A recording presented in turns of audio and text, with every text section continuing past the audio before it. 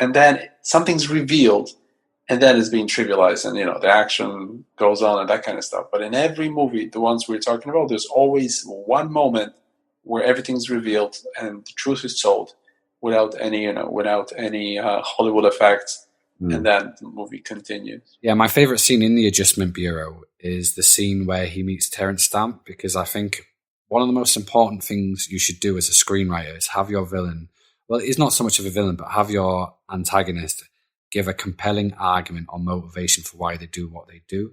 And he says the reason we don't have free will is because we can't be trusted. And he says that when we did have free will, we had the Dark Ages. Exactly, yes, you're right. He explains in the history of his life how he's always trying to get Emily, and yeah. It's quite funny, and it's hard to argue with his motivations. In the mythology of Gnosticism, you have the Demiurge and you have his archons, who are like his sort of underlings, and they're not good. They're evil by all accounts, and they should be regarded as an enemy to humanity. But those who work for the Adjustment Bureau, they're kind of archons, in the same way that the agents from the Matrix are archons, or the strangers from Dark City. You've got the production crew in the Truman Show. But in this film, they're not evil. They're benevolent. They're stuffy bureaucrats. Exactly, the bureaucrats. That's what they are. I mean, the film ultimately is about how you can transcend your destiny or fate and escape from the system of control, which is very Gnostic. And I like the performances in this film. All the cast are pretty good. I think there is great chemistry with Matt Damon and Emily Blunt. As a love story, it works really well. But I remember buying it on Blu-ray a few years ago and being a bit underwhelmed by it. But after this Gnostic experience, it does take on a new light, and like a lot of these films do, and that's why I'm keen to rewatch them. Realized recently that I go back to old movies. I watched Truman Show a few weeks ago again, and every time I watch it, I find something else in it, and they change the meaning and everything, but they usually get deeper. But the more I watch them, the deeper they get with time, which is very, very interesting.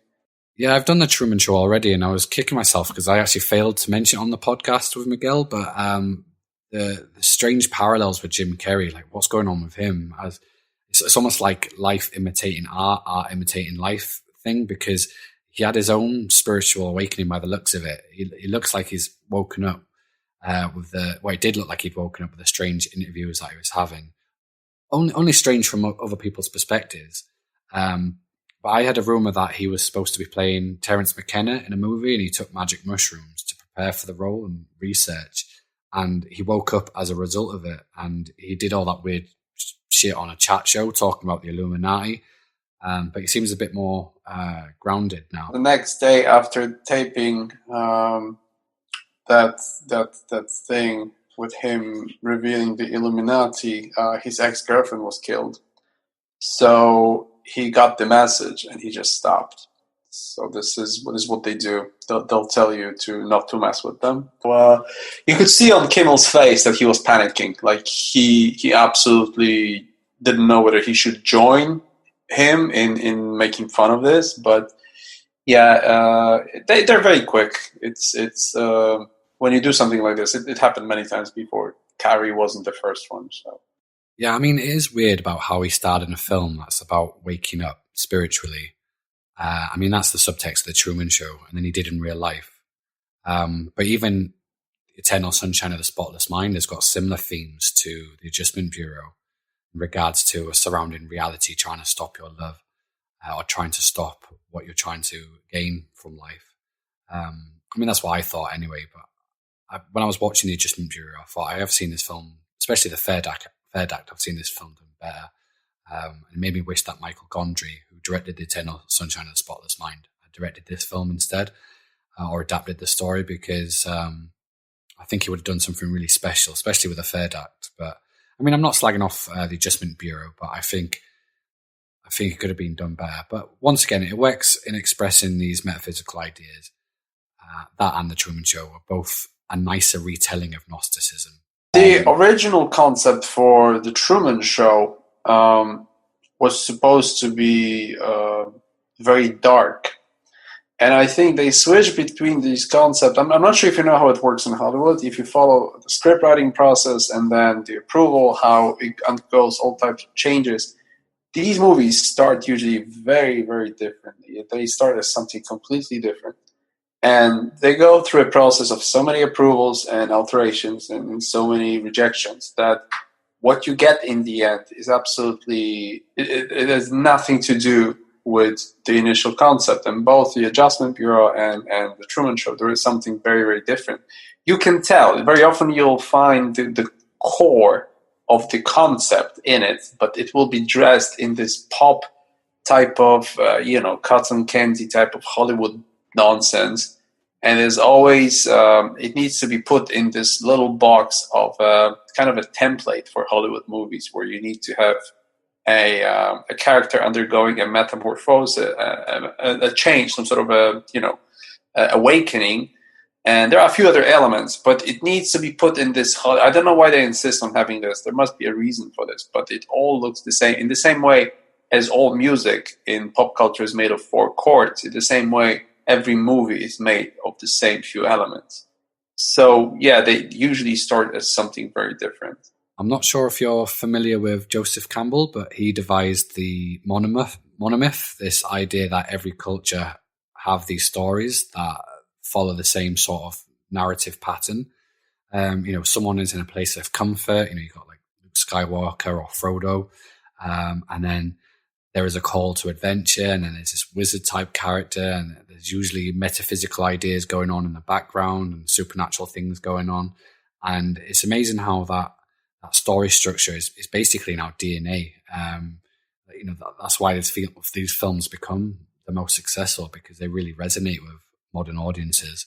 Business. They figured out a long time ago what it is that people enjoy, and they try to sell it to everybody. It has changed now because people are fed up with this.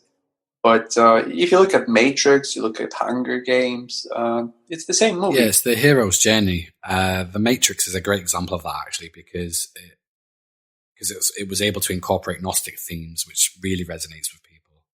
Well, Hunger Games does exactly the same thing, but it incorporates the change of the main character in terms of love and self-discovery. It doesn't deal with metaphysics, it's just a different side, but it's the same movie. If you look at this, it's exactly the same structure.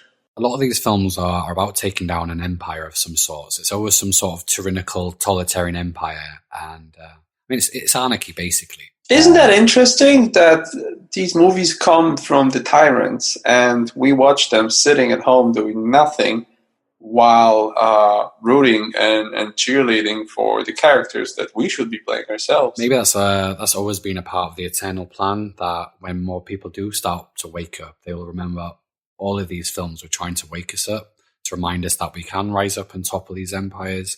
I mean, every empire falls eventually. I think it's a preemptive action to fill this need for justice. I think once you watch it, it's those who make these movies, they figure it out a long time ago. They know everything about human psyche. They know more about us than we know ourselves. Yeah. So they know that once you watch it, you feel satisfied with the sense of justice being done. You don't need to turn on CNN and learn about what the tyrants are doing to us now.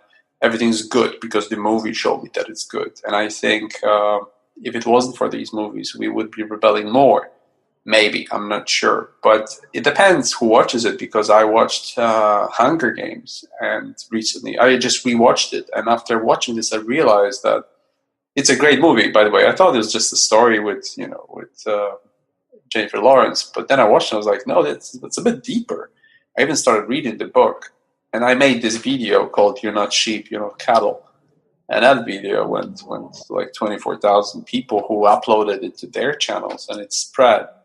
So I don't know if they know what they're doing, but I think it's slowly backfiring. And there's a lot of people like me who are starting planting seeds and awakening others. So it might have been a bit of a move that they didn't think about. They make a lot of mistakes. That's not the only one. So. I mean, if this Illuminati does exist, maybe they're here to play a part in waking people up. I know it's a horrible idea to entertain, but maybe these evil, for us to all collectively wake up, that these events have to happen in the way that they do, with these these people pulling the strings. But I mean, I don't horrible. No, if you, I mean, it's undoubtedly now, it's coming out slowly. It's without shadow of a doubt, it's clear that the world is ruled by psychopaths. And the question you need to ask now is whether it's coincidental, whether it's just an accident that these people, I don't know, someone discovered oil a long time ago, dug it up, and then started a big business that then allowed them to make money and take over control of the banks. And then that allowed them to gain even more power. And then eventually they took control of everything in the world. And that was just a coincidence. And it turns out that these people were crazy, gave birth to more crazy people, and then created a power structure of just psychopaths. And now we are where we are because of that. Or whether it's what their ideology, this Satanism that they believe in, says that humans need, and again, we go back to the architect scene in Matrix, that creating a world, because they are controlling the world now. They can do whatever they want. They've already designed the world for us. And they could create a world which is a utopia. Everything's beautiful. Everything works great. They can free the technology, allow us not to work anymore, and we would just be painters and artists and poets. But maybe we're not fulfilling our metaphysical destiny. Maybe our job is to fight evil. And that's how we develop as this true metaphysical form. That's what your job here is. Maybe they know about the nature of this training simulation here. Maybe they designed it. Maybe that's somebody above them. We don't know that. But there is this idea in Satanism that it's not 100% Satanism. It's this idea that they have these people in power, apparently, Illuminati or whatever you call them, that you need to create chaos in order to for people to wake up, and it's a call for action. And they even put it in Latin on the dollar bills. It's called order out of chaos. It says it in there. The Freemasons have it everywhere written. So it might be that, because if you start thinking about this and realize that it's all evil and crazy, but it's not. This evil is structured. It's well organized. There's something behind it, and it cannot be. People who control everything have both the power and the money. They have everything. There's very little incentive for them to start and do something else. And this, sometimes it feels like they're just like just starting fires throughout history just for humans to put it out. We're thinking, what's going on really? What is it? Why are they telling us the truth in the movies? Why are they letting us do some things? Like, have you thought about us having access to the technology, what we do now? What's the point of us having access to the internet? You know what it takes for them to shut down the internet? There's like 4 or 5 hubs, 4 or 5 cables under the sea that they need to cut. And then it's gone. There's no more internet. And they could take it away the same way as they take away the freedom of speech. So why are we allowed to do this? And there's more examples like this. Like, why are we allowed to, to exchange ideas that are detrimental to their system? And it's a question whether it's all just chaotic conflict of interest, and we're trying to, create some sort of a theory that will explain it, or whether it's just something so well organized that we think it's chaos, but it's planned chaos. So, you have to entertain the alternative idea that we construct these enemies and villains ourselves in our own minds, because makes us feel a bit better if we just picture them as evil psychopaths. But there is this comedian named Jessa Reed who I quite like, who has her own podcast called Soberish that I listen to, where she talks about a lot of spiritual things as well. And she had this near-death experience where when she died, she was in like this big blue ball of vibrating blue light, and she started speaking to interdimensional beings that told her that this reality was just a game, that we'd come here to this planet or dimension to learn lessons, which was weird, because I was hearing all this stuff around about that time I discovered your video and your videos and your channel. And she proposed the idea that we nearly woke up in the late 90s, but then 9/11 happened and people went back to sleep. They went back to their fear-based reality, and that's why you had films like The Matrix and Truman Show coming out in the late 90s. I mean, it's a theory that definitely resonates with me, for sure. That's if you look at this from this perspective, then it makes perfect sense. But for me personally, 9/11 was a